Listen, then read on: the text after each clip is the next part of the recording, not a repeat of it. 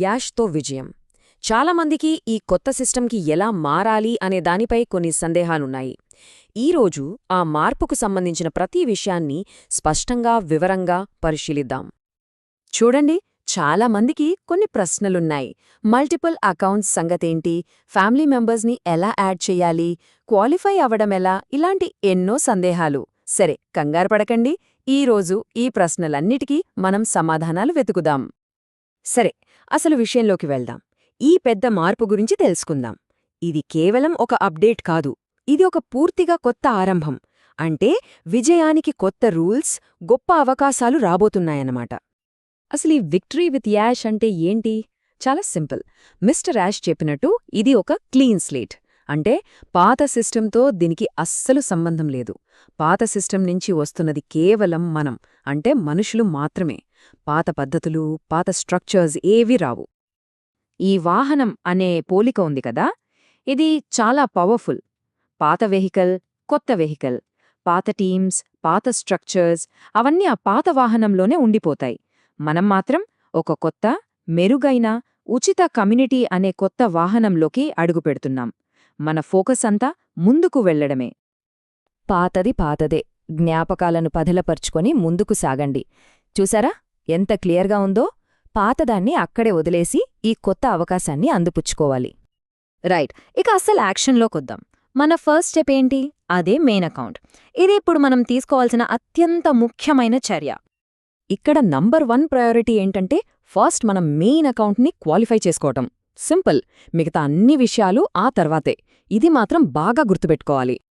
అయితే ఈ main account అంటే ఏంటి?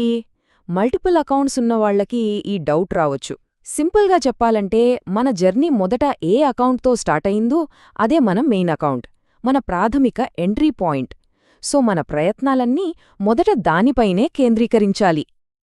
మరి మిగతా పర్సనల్ అకౌంట్స్ సంగతేంటి? వాటిని ప్రస్తుతానికి అవి ఉన్న చోటే వదిలేయండి. కంగారు పడకండి, అవి సేఫ్గానే ఉంటాయి. జస్ట్ ఇప్పుడు వాటికి ప్రియారిటీ ఇవ్వకూడదు అంతే. ఓకే, ఇప్పటిదాకా ఏం చెయ్యాలి అనేది చూసాం.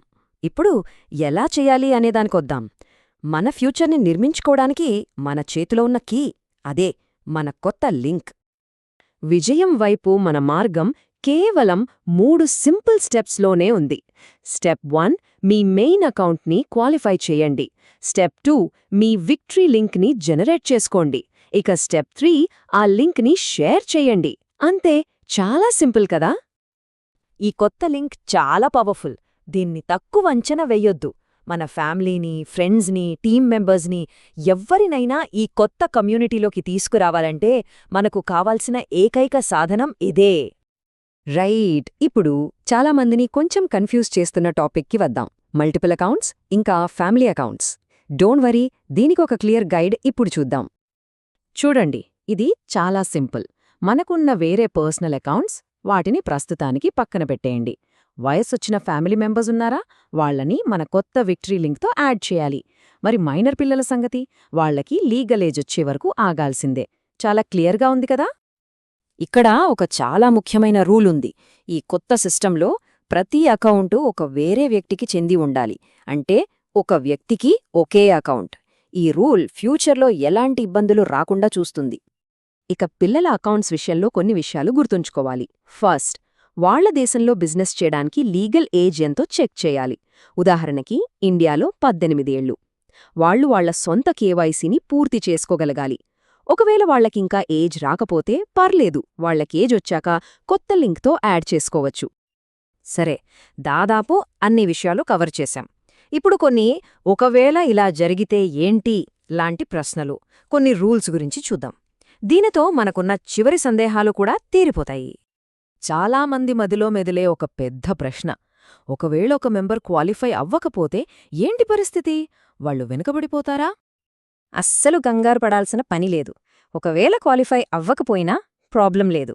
క్వాలిఫై అయినా నమ్మకమైన లీడర్ దగ్గర నుంచి రిజిస్ట్రేషన్ లింక్ తీసుకుని విక్టరీ విత్ యాష్ కమ్యూనిటీలో జాయిన్ అవ్వచ్చు. సో ఎవరు వెనుకబడిపోరు. మరికొన్ని కామన్ ప్రాబ్లమ్స్ ఉన్నాయి. కేవైసీతో ఇబ్బందులు వస్తే ఏంటి? లేదా పాస్వర్డ్ మర్చిపోతే ఏం చెయ్యాలి? వాటికి కూడా సింపుల్ సొల్యూషన్స్ ఉన్నాయి. కేవైసీ విషయంలో డాక్యుమెంట్స్లో చిన్న చిన్న స్పెల్లింగ్ మిస్టేక్స్ ఉంటే పెద్ద ఇష్యూ కాదు. ఈ ప్రాసెస్ చాలా ఈజీగా ఉండేలా డిజైన్ చేశారు. ఒకవేళ పాస్వర్డ్ మర్చిపోతే సింపుల్, నమ్మకమైన లీడర్ నుంచి లింక్ తీసుకుని కొత్త సిస్టంలో రిజిస్టర్ అవ్వడమే. ఇక కేవైసీ విషయానికొస్తే ఇది అందరూ ఖచ్చితంగా చెయ్యాలి. దీనికి ఎలాంటి మినహాయింపులు లేవు. ఓకే, ఇప్పటిదాకా ప్రాసెస్ గురించి వివరంగా చూశాం. ఇప్పుడు ఒకసారి వెనక్కి తగ్గి అసలు ఈ మొత్తం మార్పు వెనుకున్న పెద్ద చిత్రాన్ని చూద్దాం. మన ముందున్న అవకాశమేంటో అర్థం చేసుకుందాం. మనం పాత వెహికల్లో ఉన్నాం కాబట్టి ప్రపంచంలో మిగతా వాళ్ళందరికంటే ముందే క్వాలిఫై అయ్యే అవకాశం మనకు దొరికింది. ఇది ఎంత గొప్ప అడ్వాంటేజ్! దీనికి మనం నిజంగా గ్రేట్ఫుల్గా ఉండాలి. ఇప్పుడు మార్గమైతే క్లియర్గా ఉంది కదా? మరి ఈ జర్నీలో ఎవర్ని మనతో పాటు తీసుకురాబోతున్నాం?